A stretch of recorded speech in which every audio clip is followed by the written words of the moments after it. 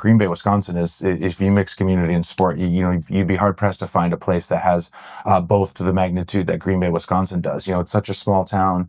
I always say, to put it in a context, there's 104,000 people in the vicinity of Green Bay, and there's 86,000 in the stadium on Sunday for the Packers. And so if you look at that, and just how small that town is, where you do feel like you're a part of something that's bigger than you, but yet you have this, world-renowned football team that kind of leads the charge. And, I kind of growing up in those environments, seeing, professional athletes like Brett Favre, riding my 10-speed across the parking lot, it's because that's part of our culture and community. And I think, growing up in that and then transitioning, as an athlete myself, and I got into some leadership roles as captains and things. I really did use that kind of Wisconsin, blue collar community sports based, mindset when it comes to leadership. And I think, being from there always served me. Yeah.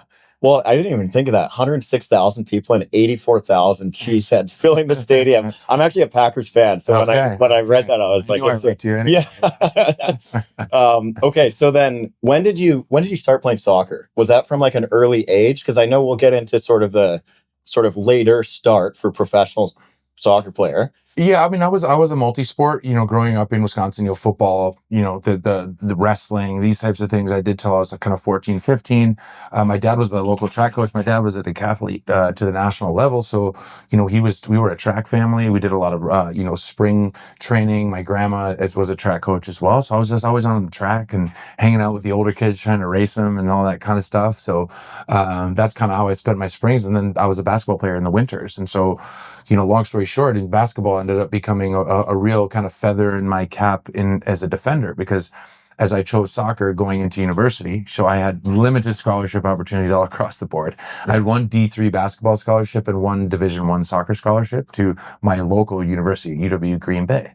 It's a D1 school. It was a full ride, and I chose not to take it because I didn't want to stay in my hometown and kind of be the big fish in the small pond.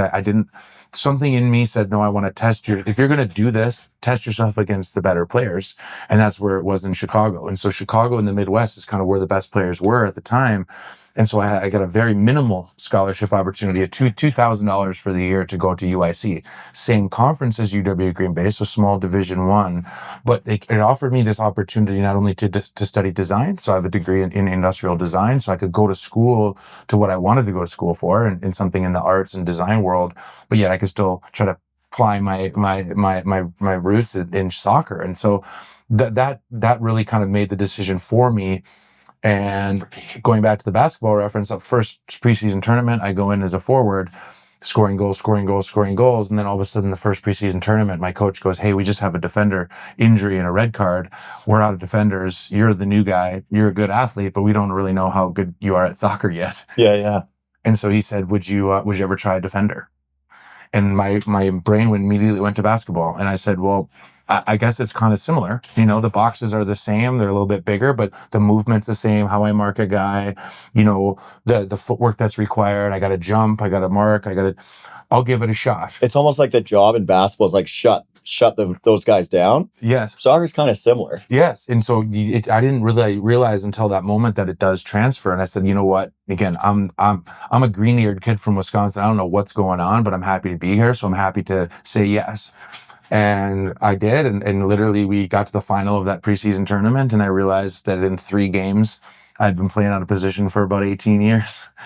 And so out of position for 18 years. I like that. Yeah. And so, you never know, again, these epiphanies can happen quite quickly, I think, in life. And I don't know if we ever make those hard decisions enough, because if I would have built that decision based on my ego or my said perceived identity, I'm a forward. No, I came here. I'm going to prove myself that I'm this goal scorer or whatever. Instead of saying, hey, I recognize an opportunity to get on that field as a freshman, I'm going to say yes because I have these intangibles or maybe these like little builders in the background based on my experience that allow me to make that decision with consciousness.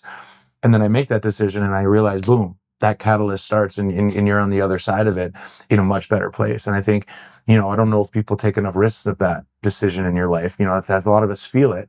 I felt it, certainly. And those things in my mind were transferring. I was like, oh, okay. the beta in my world is telling me I could probably give this a shot. Somebody else is looking at me. So that's where you got to trust the coaches or the bosses or the people that are in charge and go, hey, maybe in leadership, they see something in me that I don't see yet. And I don't know if we honor that enough, both as leaders or as receivers. And I think that's one of those big moments for me where if I would have said no, or I would have stuck to this perceived identity or my ego talk, I don't know if that decision ever would have been made in the right direction. And I think, I looked at those moments as huge decisions in my pathway, and just being able to be coachable, say yes, take chances, understand your core beliefs and your core passions and your core skill sets, and apply them when the opportunity comes. And all those pieces in that moment fit for me, and it certainly put me on the right path. So did you end up finishing your degree